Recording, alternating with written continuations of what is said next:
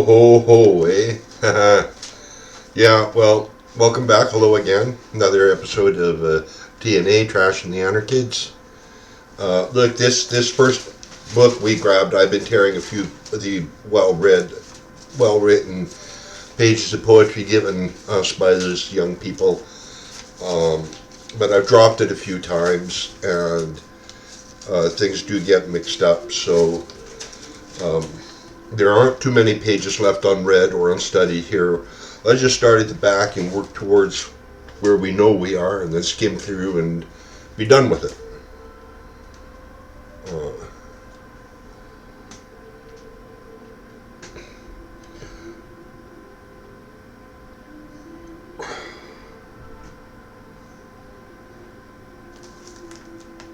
Mention of people in my past that are now gone. Dennis and Shelley and their children, Trinity and Michaela, then 2 and 3 months of age. Stephen McDavid, he was an interesting man, let me tell you, deeply philosophical. And Ernie and Marie are mentioned here. I remember Ernie really well. Bobby and her number. Here's Kim, and if you can read that, I mean, this is 35 years ago. To have an email address is something different. There's this cartoon.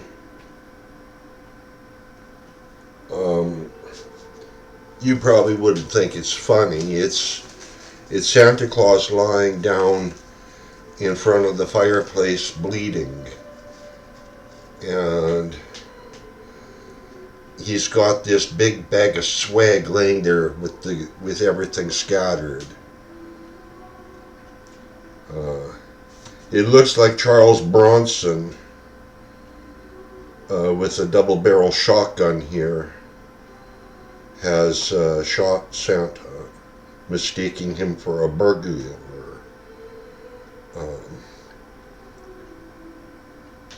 Well, that's not funny, is it?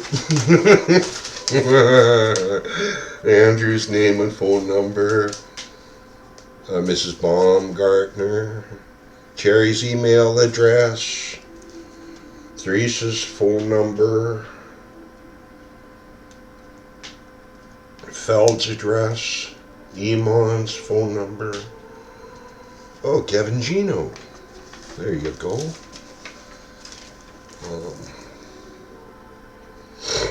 Here's a sketch.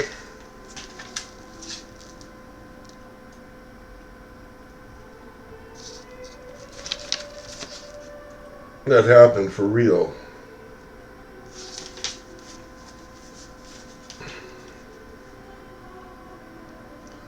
Freedom means doing what you have to.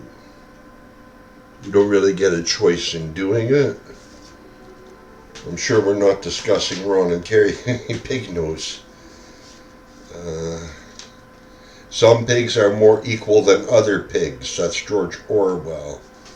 And I am coming quickly. That is Christ Jesus. Here we see Mani Stakel Upshar in. Put out the candle, close the book, ring the bell. July 7th, 1998.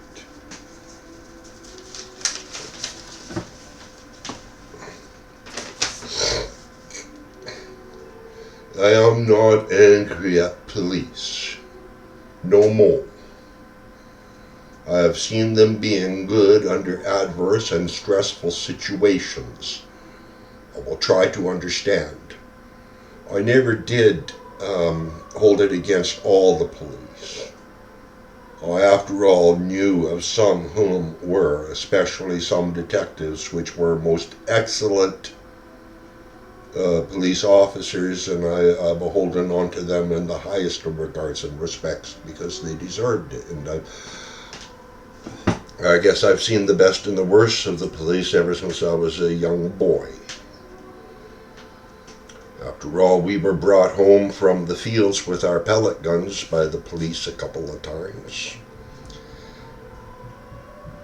I wasn't delinquent. I mean, we had tumbleweeds blowing down the frickin' street where I lived. We were so far out on the edge of town around the railroad tracks. It was beautiful. I lived right by the Quaker Oats mill. Their behavior was adamant. The JP, very stern.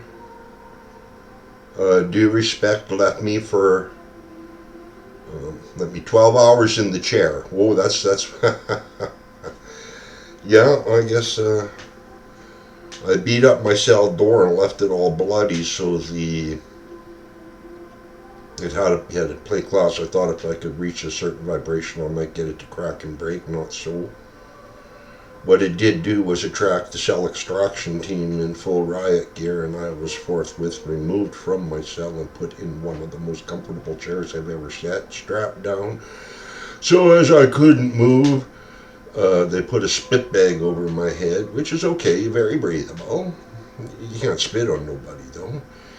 And I deserved it. I got a charity horse from one of the officers, and I don't hold it against him. He was frustrated. They were all frustrated. I'd been a jerk. Saying a psalm, corruption of to cheer myself up. Curious, my possessions included a lighter, wallet, and a bag of weed.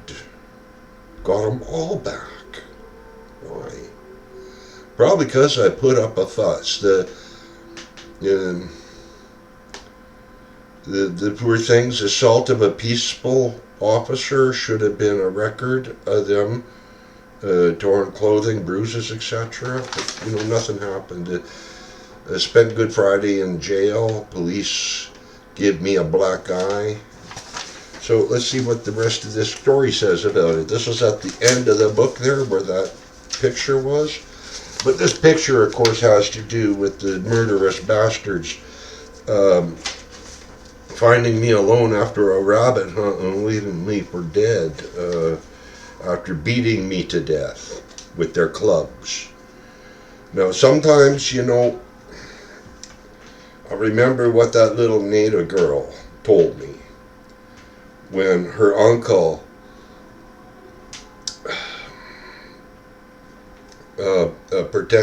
what's the word? He came with her to make sure that everything was good. And she told me, this young teenage Indian girl from the other side of the tracks where Papa Smurf hunted the First Nations children and young adult women to turn tricks and so employ them in mischief. Now, this little darling lady told me she'd been there and had witnessed and participated in the whole event involving badge officers Ron and Terry of the Regina City Police Department that assaulted and murdered me and left me as dead and robbed my dead body of my buckskin jacket with long sleeves and fringes, whereupon I didst quit the mortal realm and floated away, dissipating into an absence, an emptiness, a non-existence beyond being, wherewith there cometh upon me of a sort a big, bright, shimmering, watery light. We've talked of this before, and we'll talk of it again. I can't remember ever being happy. Sure, I've smiled, laughed, but it's not that I want to die. I just don't want to live. It's under a lot of stress, I liked having the kids around, but part of me really wished I'd never opened my heart to them, because it seemed to be then, as now, well, now is empty, a never-ending supply, always more and more, younger and younger, more desperate, more daring, more... they never stole from me. None of them, except one. And what he stole was such a pittance. Little bastard. He tried to make friends with me here in Victoria. But turns out terrorists ended up robbing or ripping off or lying to or cheating everybody here, and he was gone in short order. Same with that little buck. Charity and I talked about living together in the house where I was with her. I'd gotten a job. Well, I'd get a job to help her go to school, the whole 9 yards, but it'll never happen because that's life. I mean, that's reality, right? I want out of this shithole. Everyone is so fucking dead. I was going to throw myself off a building, but that would have hurt. I don't want to die. I want to be happy. Why can't I just be content? I love everything about life. I'm so confused. Here, name of a few girls, Brianne and Oriane, who visited. Because they just have to drop in. I don't have a phone, or they don't have a phone. I don't know. The book turns upside down and reads backwards and forwards, and like a frickin' barrel rolling downhill. They're so jumbled together, these sayings. I can't find happiness inside of me, then I have to create it. I know so many people. I saw Barry or Derry or Daryl today, but I don't even have one good friend. Friendly with so many, I'm so alone. Yeah, people used to like to be seen with me, but not really be my friend. I was always an interesting person to be around. I'm so alone. Darcy, like Morph, believes that I'm better than I was several years ago.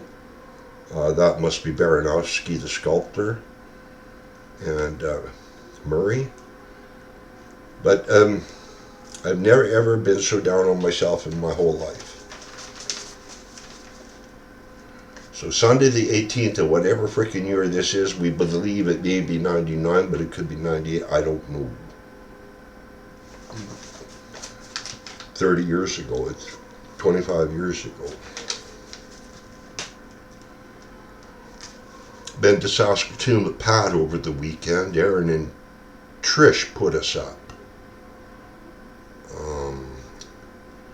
I know not whom them be. Life is good. I'm really unhappy. Wishing like hell that I was never ever born though.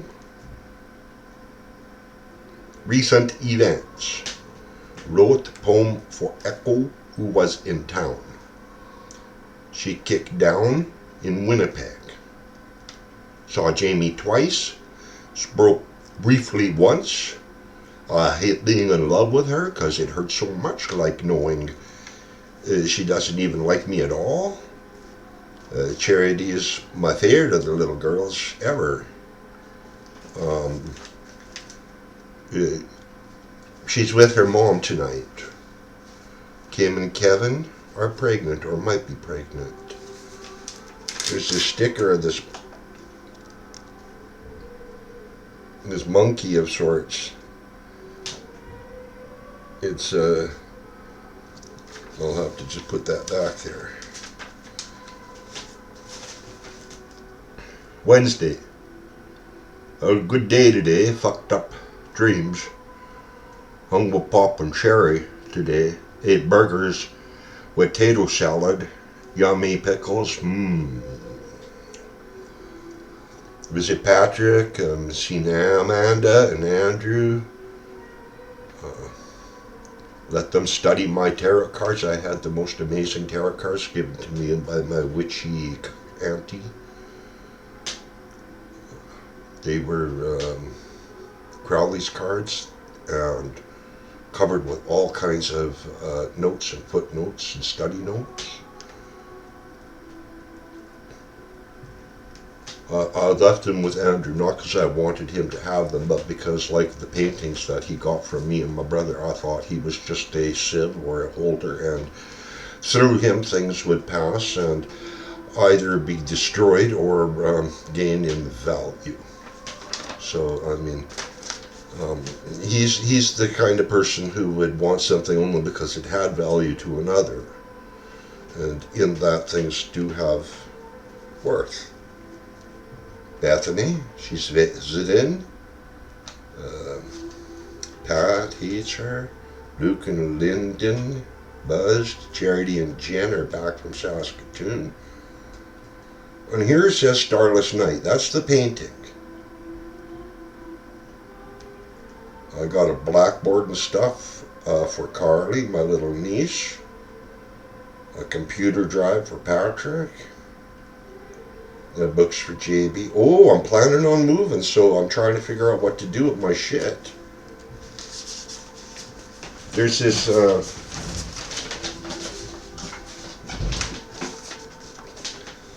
cool sticker. Could be a skateboard sticker or something, I don't know. But this page fell out. Why in the hell would I keep that?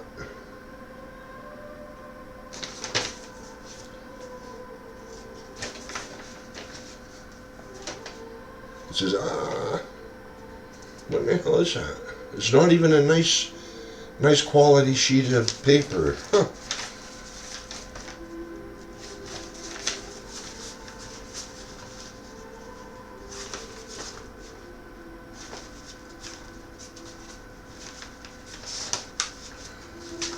Spent time at Cafe Ultimate yesterday. Didn't need it again. Dreamt I was walking home from downtown and I pulled out a really long tooth. Talking to Susan now, and Jennifer is straight into Dojack. That's the delinquent home for problem young people. 1 month and then AA training. We know what happened when she went into that place. We had to go and punch that guy's car and he tried to run us over. Old son of a bitch.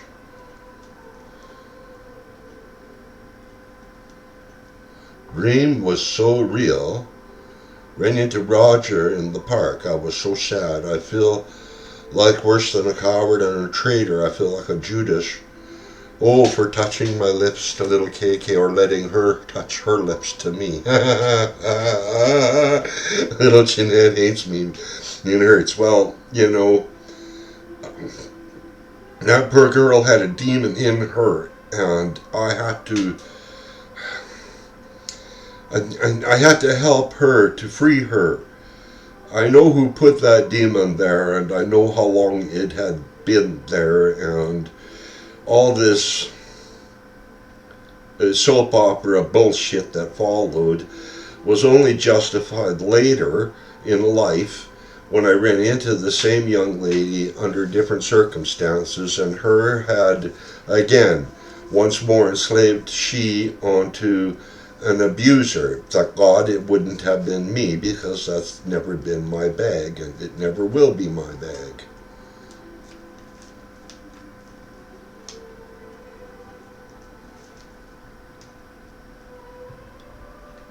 I've never been so sorry about anything in my life. I left these books out for people to read. I told you I was in the studio. I turned my apartment into the studio. I left my house doors unlocked all the time with my books and papers open. I had no reason to keep secrets. I hoped people would find and read and contribute notes and pictures, and I don't know if it happened or not, but here's someone I didn't like around. Calvin called. I was with the kids. I just got home from a long walk in the park. I saw Boo and Sean Moncton at Cafe Ultimate with Patrick, and we had a nice visit. Sean's dead. Rest in peace. He was one of that bunch of old school artists. He was an instrumental person who played a very important role, the role of being incompetent or ignorant of the fact that I'd been thrown out or perhaps he just didn't care and they wanted to stay and party. I thought we went to the studio opening together. We should leave together. It led to all kinds of hellish bullshit. In the end, I was beaten up and ostracized. You know, if I was the badass that they were saying I was, people would have got hurt, let me tell you. I had picked up a length of 2x4 behind the railroad track, behind the new art studio, David Johnson's brand new art studio opening. I was banging on the door because, you know, I'd been thrown out because of Art Mackay. Professor Art Mackay had come and leaned up against the table I was standing beside, and the table fell down and I fell down and everyone blamed me. Well, I got thrown out and I just wanted to let my friends know, and I'm banging on the back door. It flew open. I almost hit someone and they charged me and it beat me up and it was hell. They didn't like me because I was openly anti what they were about, and they were all about getting the government grants, and the government grants were all about political things that I didn't dig. You dig? Like I didn't get into promoting bad art over good because the artist, say, was involved in the emerging LBGT scene, man, because when I was an artist, it wasn't a thing yet. It was because I was an artist, involved with these artists, that it became a thing, that it has evolved into the thing that it is now. But I was openly expressing an opinion against the majority of the arts board grants going to pinko artists, even though they had less talent or their works were less worthy. Not just mine. For example, the young woman who was given Canada Council Arts Board's grant to appear at the Neutral Ground Arts Board Gallery and kick a pail of blood with semen in it, pig's blood with semen in it, her boyfriend's semen, and wipe it up with the wedding dress she was wearing. Now, I know not if that was Neutral Ground or the place that she had performed there at before, but I'm telling you, that's just one of the, like the meat dress that was paid for millions of dollars, you know, like, that is silliness. And I was always outspoken about it, and we needed not pursue beauty and perfection in art, but really it is the artist's duty to at least in some way care about what, say, you pay. I'm looking at the pieces on my wall now. No, I don't care anymore. And this one here was done by Maurice, my younger brother, before he died. He was in high school, and I was made a slave to my father's taxi cab industry after I'd been banished from the arts world, and I lived there in the taxi cab business, and he was going to high school, and I supported him and his fellows on the football team who became the leading cocaine cats. And, you know, most of those kids, they had bright futures. They were football players and star athletes that got mixed up with that gangsta underworld, the grave diggers and the Beastie Boys and all that other bullshit. I didn't like that kind of music. It's not music. A lot of punk rock ain't music either. My favorite kind of music, I guess, might be some of that hippie shit, and that's some of them skinheads. They made some really cool music. Andrew, not the ranting and raving lunatics, though. the ones that had thought. Uniform choice, perhaps, over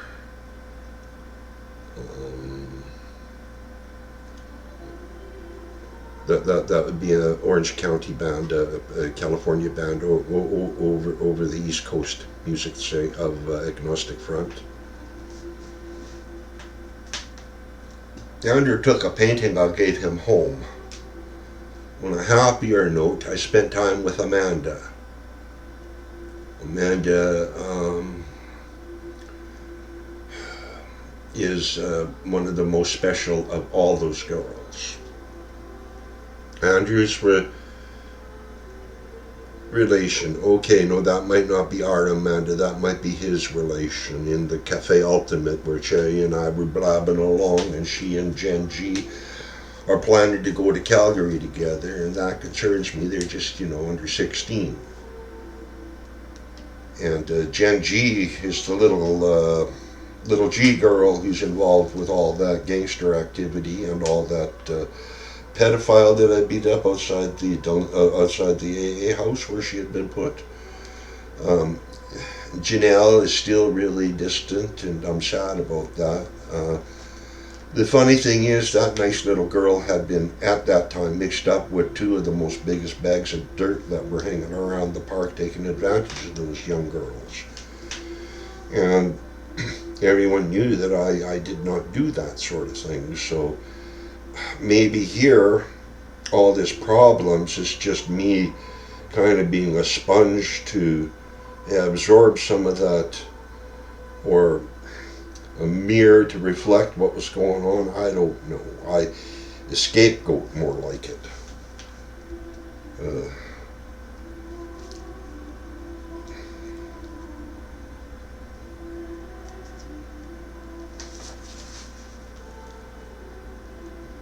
I am insane. Got a malfunction in the brain. I'm hearing things strange, voices that aren't speaking, and everyone persistently accusing. Willie had someone in my apartment without my permission last month, still no hot water. That must have been the pigs he had in my apartment after they beat me up. When I was in the hospital recovering, they actually went into my apartment and did an illegal search and a seizure. I don't know. Willie's the landlord that kept giving us cold water. Me and that Indian lad upstairs. I don't know who else. He was a nutbag for sure. Not the Indian boy, Willie. He was a nutbag. The Indian boy gave me this. He told me it's not for smoking marijuana. And I don't really use it. Because it is what it is, and it is what it is because it is what it's meant for.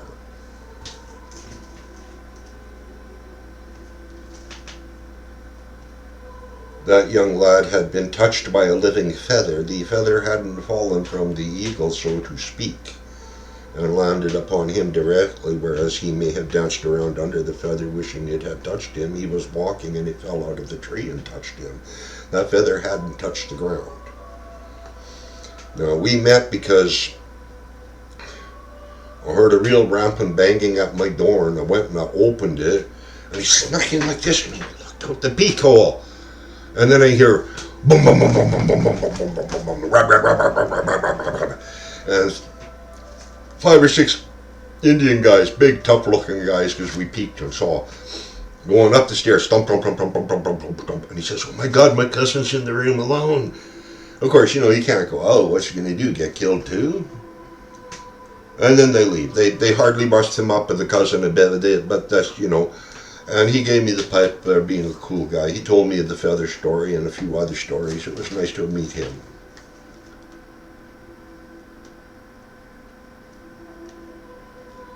Why am I so disturbing? Poppies. As a child, I was ostracized. As a child, I was beaten up by the class and thrown into the gutter, and no one was my friend. I had to fight all the time.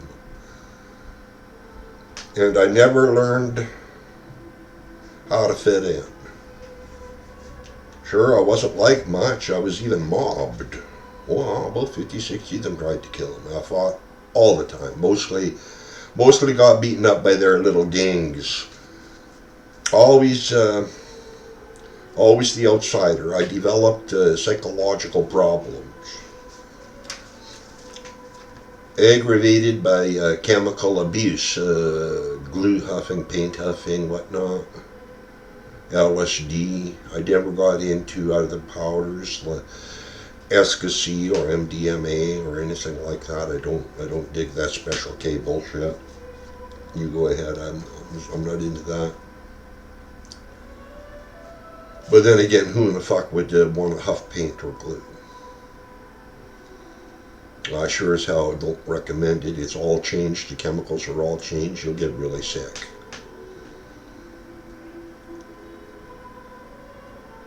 Become a nutbag. I have so much trouble with coughs, so much insanity. I don't belong here anywhere. I'm excuse me. I was comfortable as a shut-in, and here again I am comfortable as a shut-in, but that's all going to change now. I developed coping mechanisms. In so much as not belonging anywhere, but yet I'm uncomfortable even at home. I'll think of ending it all often. I hate myself. Not because I deserve to be hated, but because the world is so unfit for me to fit into. I don't belong anywhere because I'm not a family man, nor in a family way, and if I were, I would still have problems because of my political and religious convictions.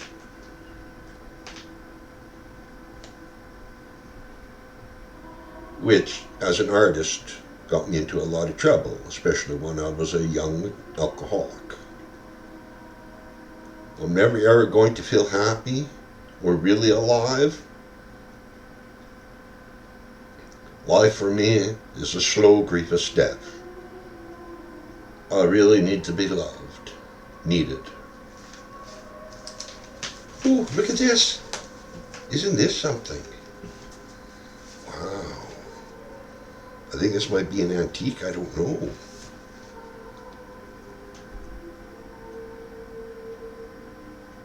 I told you, I've always been a friend to the boys. They adopted me when I was a young fellow on my own, whereas I was unwelcome most everywhere else my peers went together. I did find comfort in their company. Across the street was the library, and I spent a lot of time there.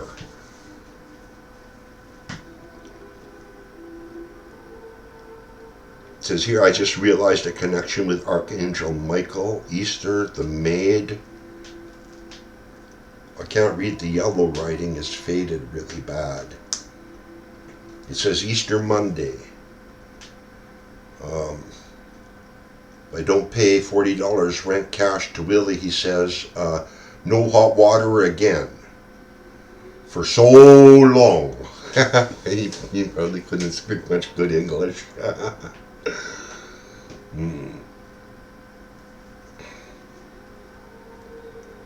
I'm at the cafe with Fearless, the beautiful Bethany.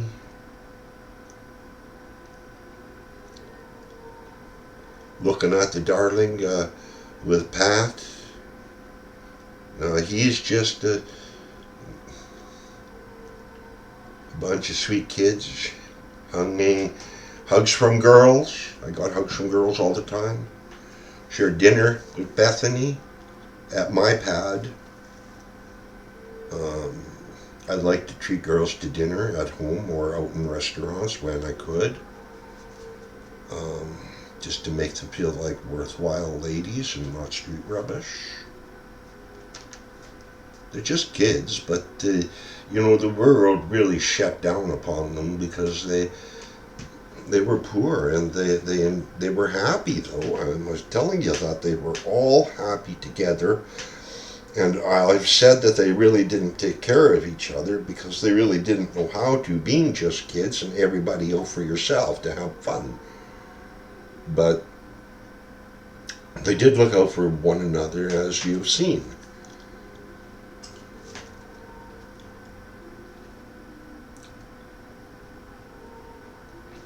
One, chicks are cool, even the ones with knives. Okay, that goes all the way back to about 87. And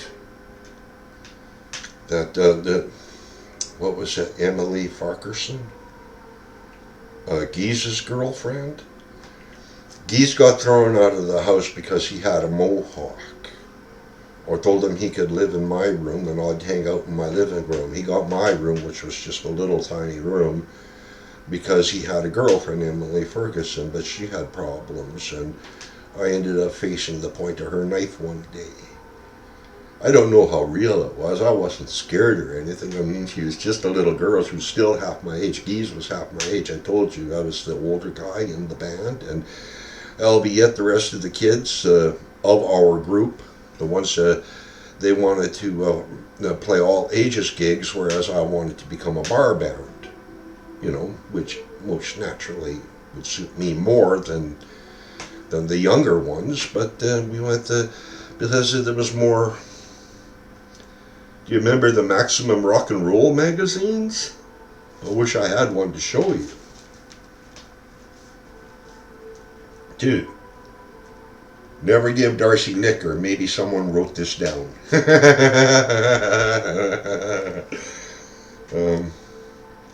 The big smiley face is my face. I am fucked. And it's just painting the maid. So I was making a painting of Jeanne d'Arc. First Lyndon's moving, then he's not. Confusion, Wednesday the 7th of April. Dressed in the Good Shepherd. Maybe that's another painting I was working on.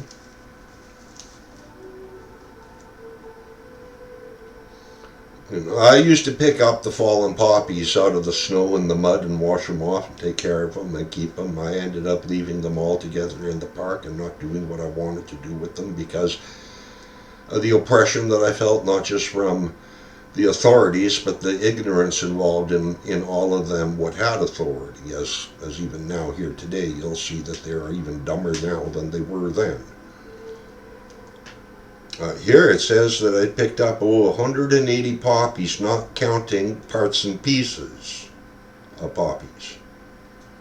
You'd find, torn poppies, bits and pieces of poppies in places, poppies with pins, poppies without pins. I'm going to scatter my 180 poppies at the cenotaph, phenomenal, which I did. It's a little sketch.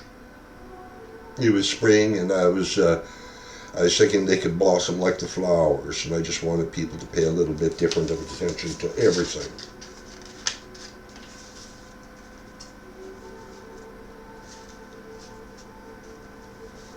I met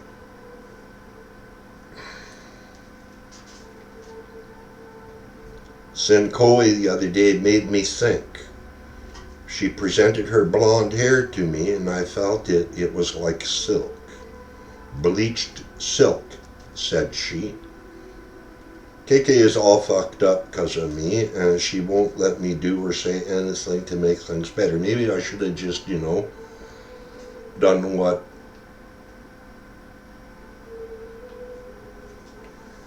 Janelle Steele's distant.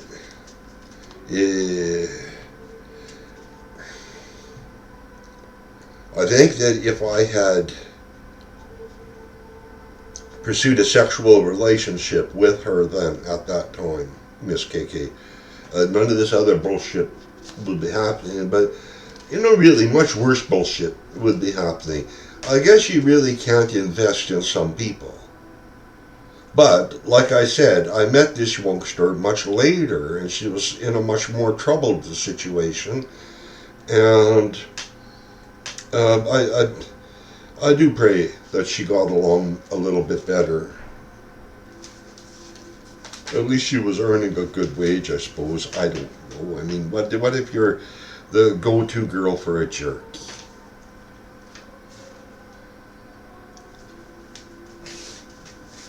And again, like a lot of these girls had a lot of sexual abuse, and enough is enough and already, eh? So I didn't need to be part of that. Hey, Kel said grab some pop and come on over for a wee spliff. So I did. I went and picked up this at Shoppers 7-Eleven. Some guy gave me 2 slices of chicken pizza, and another gave to me some cocoa from Rainbow Outreach, it says here. Got Annie a chocolate egg too. Had enough for a can of cream this morning and watched the Flintstones on the TV. I always like my cream with my coffee. Walked home after meeting Rob, Calvinator's bro. Is set in the park. Daniel from the Marion Center came and we had a nice chat. God bless Daniel. I remember you often. Of all the people involved, not just alone with the Marion Center, but every other place I've gone to beg for a bowl of soup, a slice of bread, or a cup of coffee, of all those fine people, you recognized and understood in us bums what we most needed and wanted. And the man at Christmas time appeared with a tray with cigarettes on it and gave us each 2 cigarettes. Thank you. I don't think they'll ever see that again.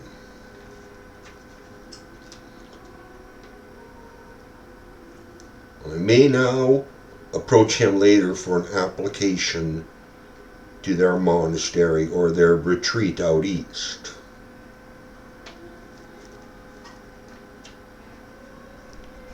I'd have a good time of it then, eh?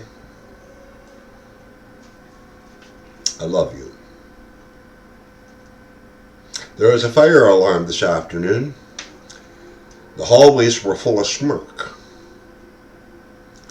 Somebody had a birthday party and a big card made out of wood with paint. Happiness is a little girl's smile. Told Grandma about the monastery and she'll stand by me if I do it. Eleanor Durand. I think it made her happy. I also told her about how influential Friar Paul from St. Andrews here in Victoria was on me ever since I met him in the 80s. She is so apathetic almost, so resigned to fate, as if life and happiness were something she had no control over. Pisses me off big time. Hung with Pat, Melissa, and Lyndon. Reasons to die for. 1, I kissed KK in my moment of insanity. And none of the kids trust me anymore. This is written in pencil. Kevin, still a friend. True. Bridget exhibits very loving tendencies, smiles at me, says hey. Yes, but what about still a friend? But it's all different now. Of course, Bridget, of all those kids, is probably my best and closest friend outside of Sizer. Yeah, cool. Of course, you know, those are 2 different generations of the kids. Whereas a generation of a man is 33 years, the generation on the streets, or of the street kids, from my reckoning, even back then, was about 3 years. So about every 3 years or so, you would get a new generation of street kids, or a new mentality, a collective conscious awareness in the majority of the kids that accumulated on the streets or hung out together. This rang even truer when you think of the older kids becoming absorbed back into a fruitful union with society wherewith they belong, doing their jobs or raising their families. Now that's all over. There are no more street kids, and there is nowhere for the young. And in fact, it's gotten so bad that when you get when you become homeless, there is no hope.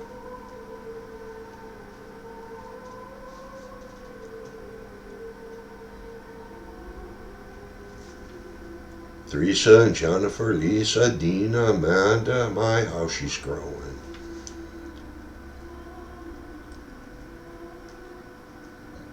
Hey, this thing with KK and those other girls ain't so bad.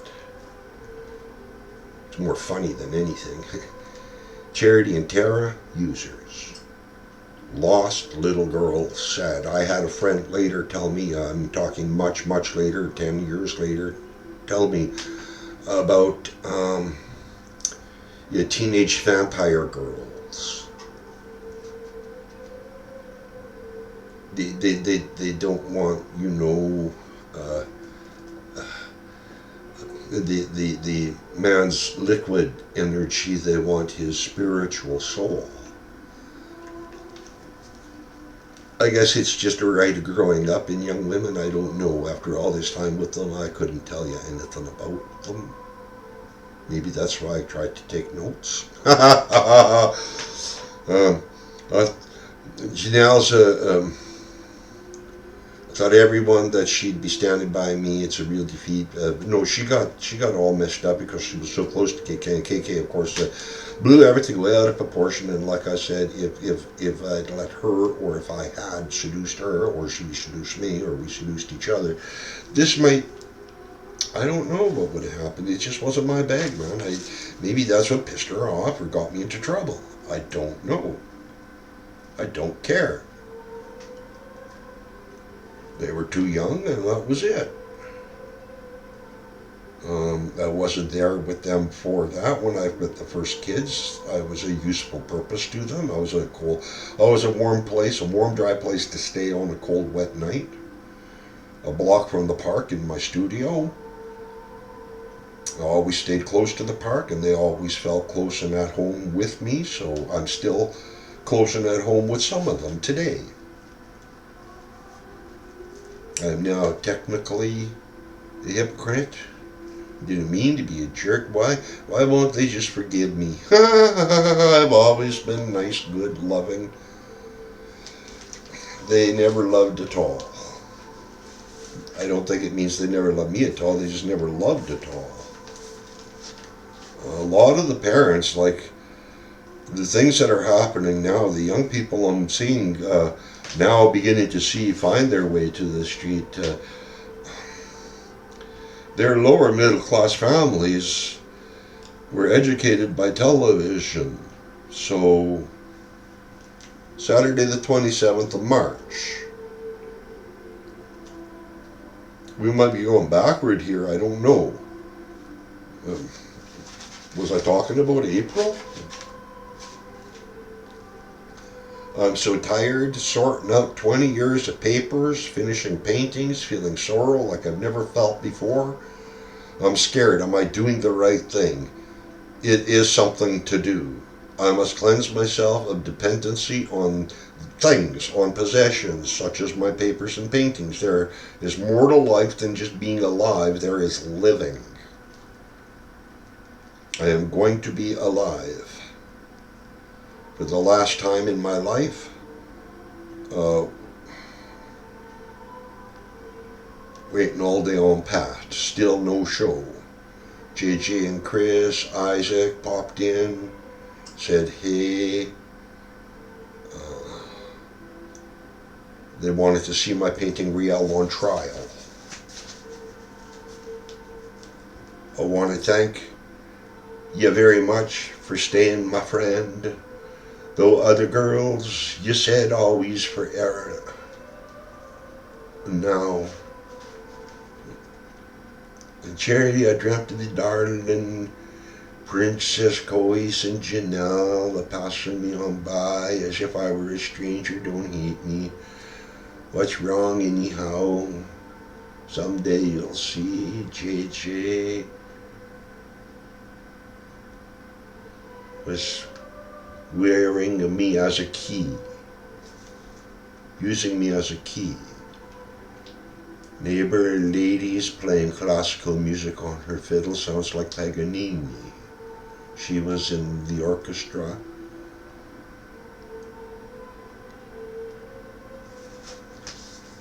For myself today,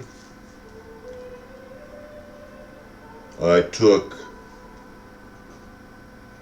that package for Jamie to the Cafe Ultimate in case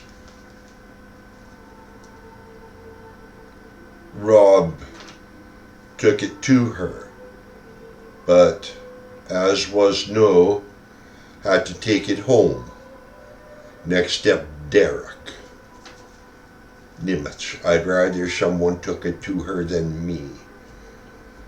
I want it gone ASAP. Kevin shared a hug with me today. I like Gina. Gina was always the best of friends, probably with anybody who was his friend. Dina was concerned. I saw KK and the stupidity of salvation.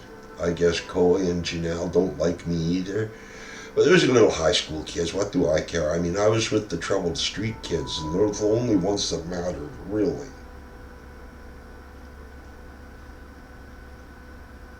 Sometimes, you know, when these kids, these strange kids that I met in park, on their way through town with their thumb out or riding the rail, remembered me of missing kids. And I wondered, and Shardy here in town 25 years ago, when I was hanging out with Jesus and the rest of the brats at the Whalen Wall, and introduced me to the finest young high school kid on the street for an adventure, wanting to go for a long trip in a truck, in a van, with some strangers. And I gave her some money so she had, in case they said ass, grass, or gas, she had the option covered. I got a hug and a kiss. But you know,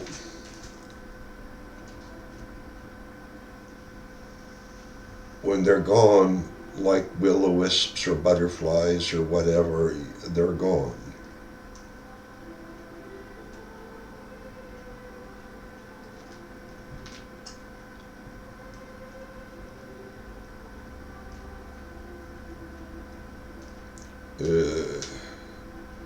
Mention here a Riel on trial. My painting. McGillis from Crown Life called about Starless Night. Well, would you look at that? Someone did respond to one of my queries concerning Starless Night. Unfortunately, it didn't go much further than that. Perhaps that's just because I'm not a salesman.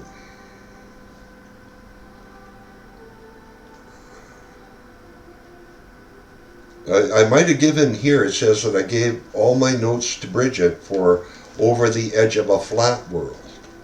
God, I hope so. Maybe she's got them tucked away in her attic somewhere. I'd like to see them again.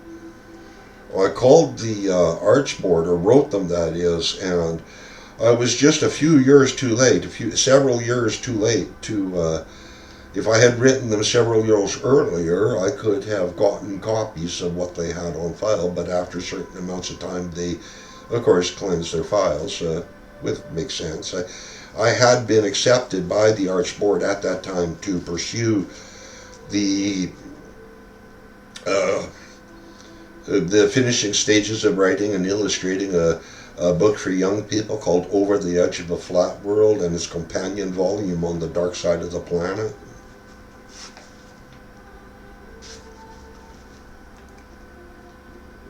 I gave a whole bunch of my poems to Sissy and Martine, scripts to Reese and Sandra, poetry to Keith, as promised, the debutante for KOE as promised, Koi.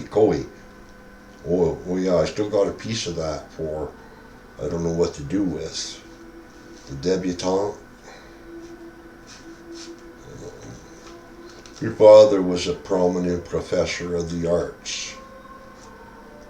Perhaps that's why we encountered each other, her hanging out with the street kids. When I was a street kid and an emerging artist, I too encountered and hanged out with a lot of the others, the older artists. But when I was a street kid, I didn't hang out with the artists so much until at first I was a street commando, and I hanged out with the bikers in the biker bars. I don't know if much of them liked me. Big Bill, he went over the high side, and John, well, after I started doing drugs and huffing glue, and I stopped going to hang out with the bikers at the bars and became more of a hippie, then, we lost contact, and I became a different kind of a crazy person.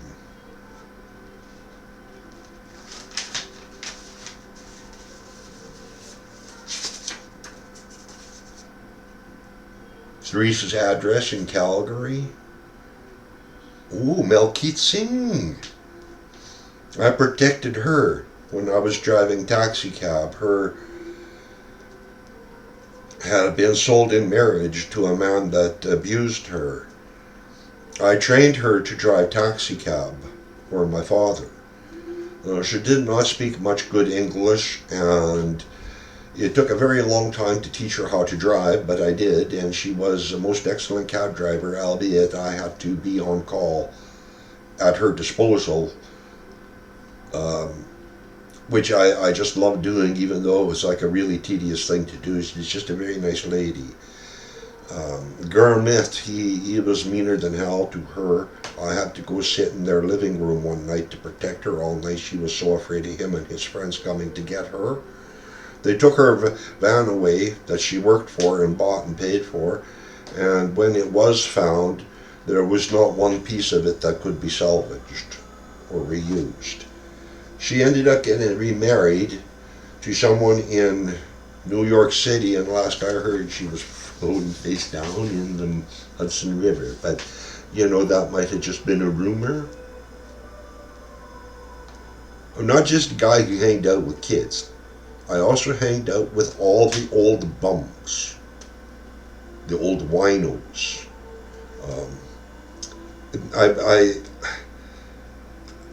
I was friends with artists 200 miles north in Saskatoon. I knew them. They weren't my friends, but we were influential in each other's lives in one way or another. I mean, I'm very, very eclectic and very versatile. There's a blue moon.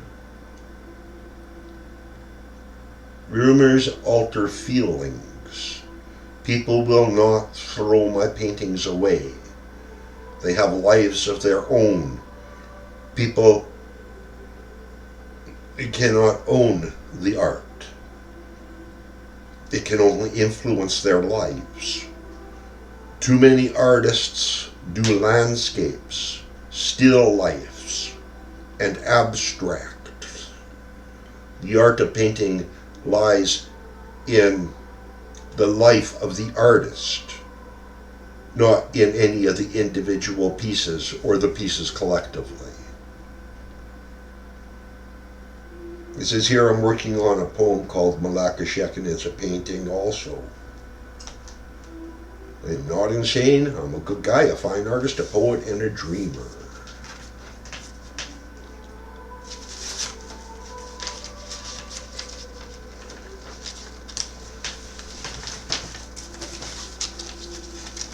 We all remember this from last time, and that this book has gotten so torn up and mixed up. It's been so much fun to look through it with you. I have no idea what we've read together or where I am in this story here. Well, I don't think I've said this to you. Have I? That's one of those poppies.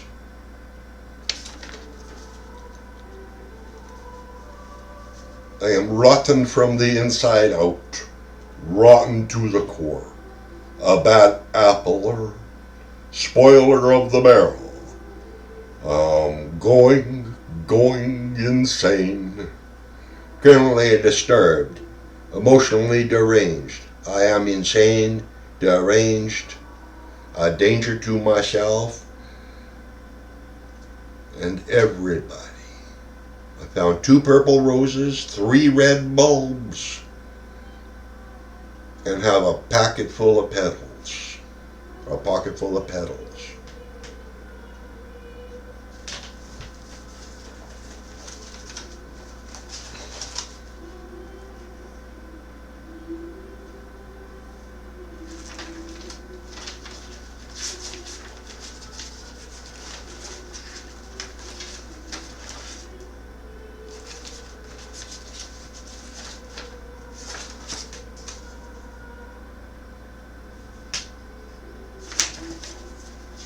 I think we've pretty much read this book through. The state it is in now, I'm telling you, it is in no state of, there is no beginning nor end to this book.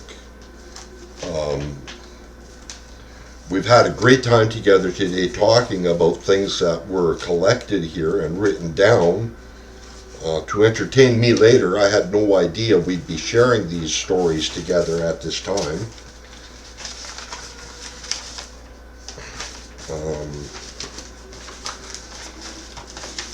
Some things in here might be salvageable and usable for other things.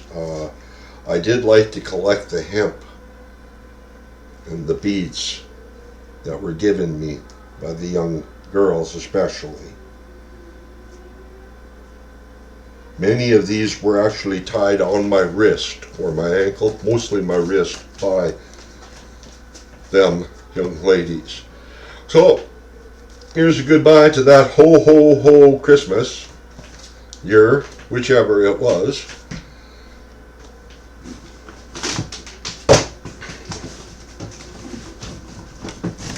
This, of course, will go back into the box, and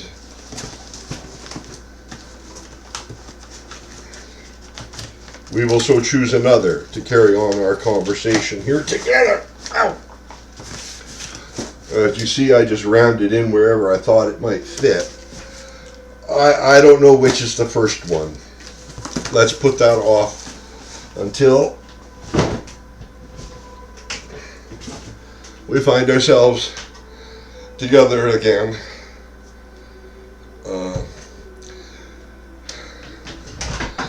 Please support mutant rights.